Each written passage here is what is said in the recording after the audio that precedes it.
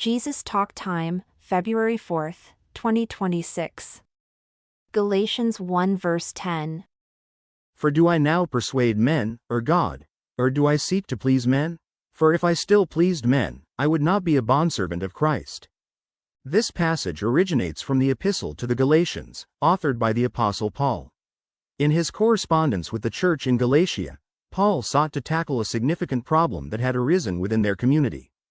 Deceptive teachers had infiltrated the church and were misleading the Galatians with a corrupted interpretation of the gospel. These individuals were advocating for adherence to Jewish laws and customs as a prerequisite for genuine salvation. Paul's intention was to confront this erroneous teaching and to remind the Galatians of the authentic gospel of grace through faith in Jesus Christ.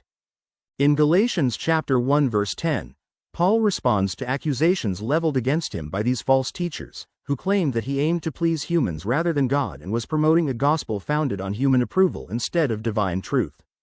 Paul counters this claim by asserting that his objective is not to win over or satisfy people but rather to serve God. He acknowledges that if he were focused on pleasing others, he would not be fulfilling his role as a true servant of Christ. The message conveyed in this verse holds significant implications for all believers, both during Paul's era and in contemporary times. The core idea centers around prioritizing God's perspective over human opinions and validation. Paul emphasizes that genuine service to Christ necessitates placing God's approval above any human endorsement. This principle aligns with other biblical teachings, such as Jesus' statement in Matthew chapter 6 verse 24, "No man can serve two masters. Either he will hate one and love the other, or he will hold to one and despise the other. Ye cannot serve God and mammon."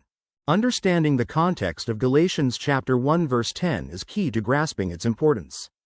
In earlier verses, Paul expresses his astonishment at how swiftly the Galatians are abandoning the true gospel for a distorted version.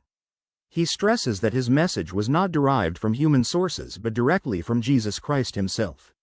The authority of Paul and his teachings were being challenged by false teachers, prompting him to assert firmly in verse 10 his dedication to serving God rather than seeking human affirmation.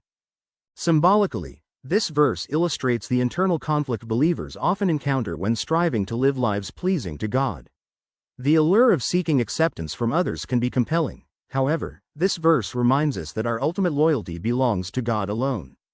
It urges us to scrutinize our intentions and align our actions with God's will instead of succumbing to societal pressures.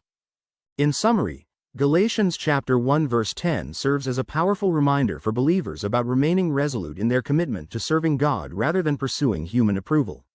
It addresses the temptation to compromise gospel truth for others' satisfaction while calling for a renewed focus on pleasing God above all else.